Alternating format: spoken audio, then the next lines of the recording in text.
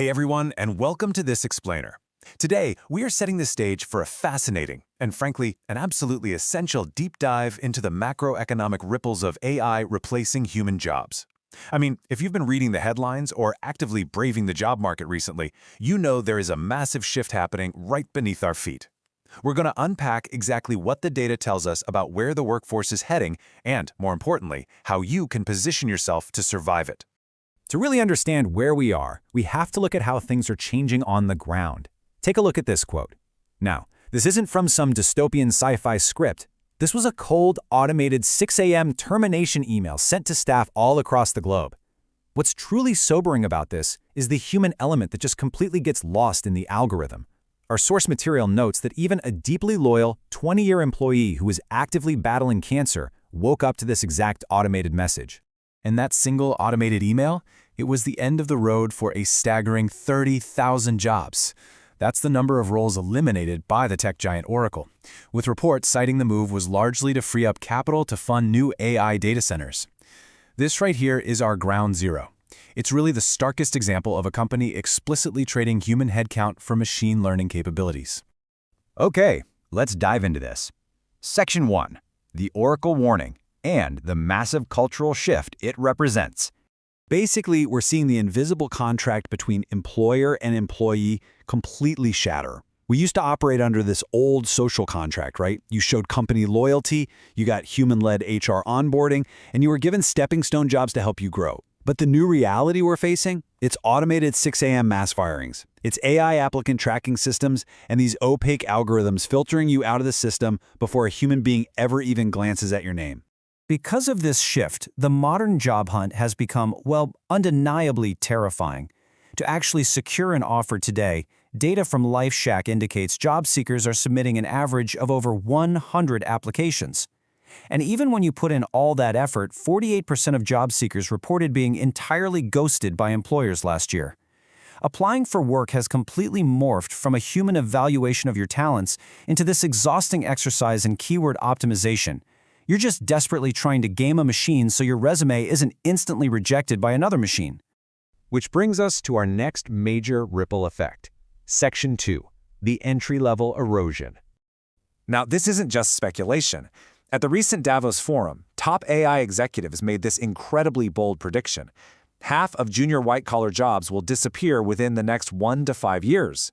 So those formerly safe, behind-the-computer jobs, roles like junior developers, copywriters, and basic admin, they are actively on the chopping block right now. If we think about it logically, this plays out in a pretty terrifying three-step progression. First, AI proves it can effectively automate narrow, task-specific work. Second, companies jump at the chance to eliminate those entry-level and junior positions to save on headcount. But that leads straight to step 3, a massive training vacuum. Think about it. If organizations aren't hiring junior workers today, who exactly is going to replace the senior-level experts tomorrow? We're looking at a fundamentally broken career ladder.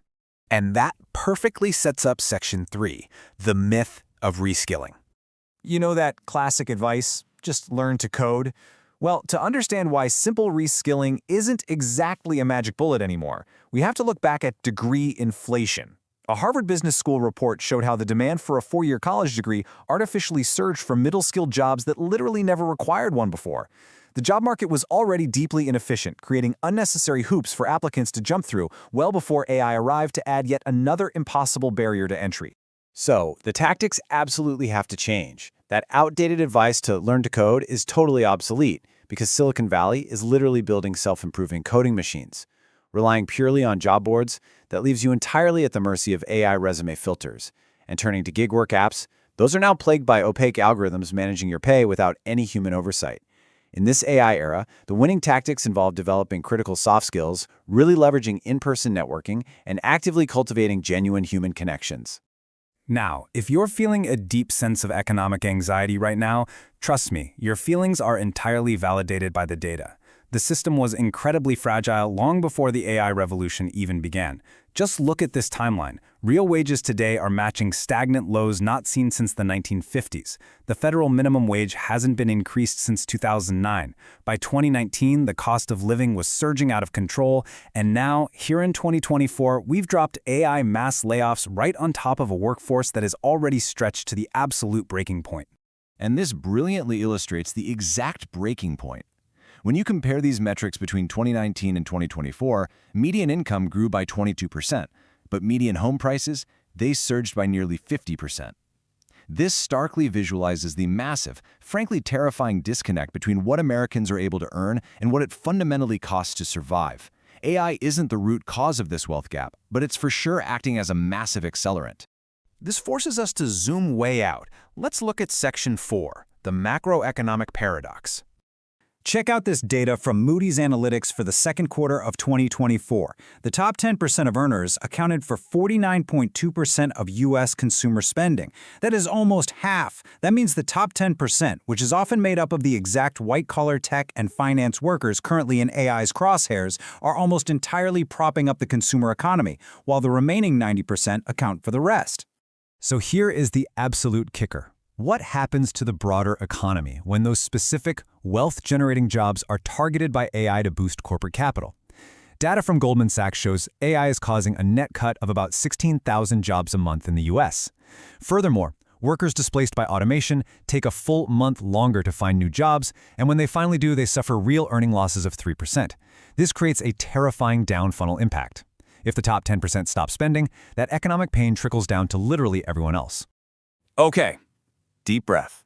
How do we actually navigate this? Let's move into Section 5, Surviving the AI Era. The biggest takeaway here is this: lean heavily into your humanity.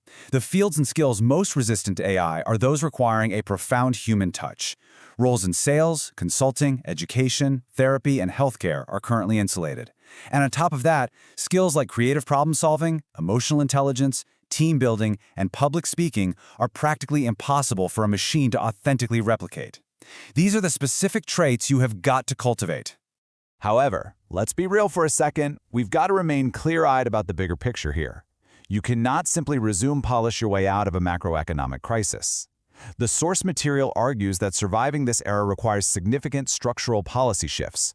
Researchers propose that systemic solutions, setting examples like universal basic income or massive workforce redirection programs such as a Green New Deal, will be absolutely necessary to ensure human beings aren't left stranded by this rapid technological advancement. But hey, before we get completely overwhelmed, there is a silver lining to look toward. Research from Eastern Michigan University points out that while up to 85 million jobs could be displaced worldwide, an estimated 97 million new ones could emerge. The opportunities will be there, but they are going to be reserved for those who are adaptable and able to transition into these new heavily human-centric or AI orchestrating roles. Ultimately, though, we are hurtling towards a massive, unavoidable contradiction.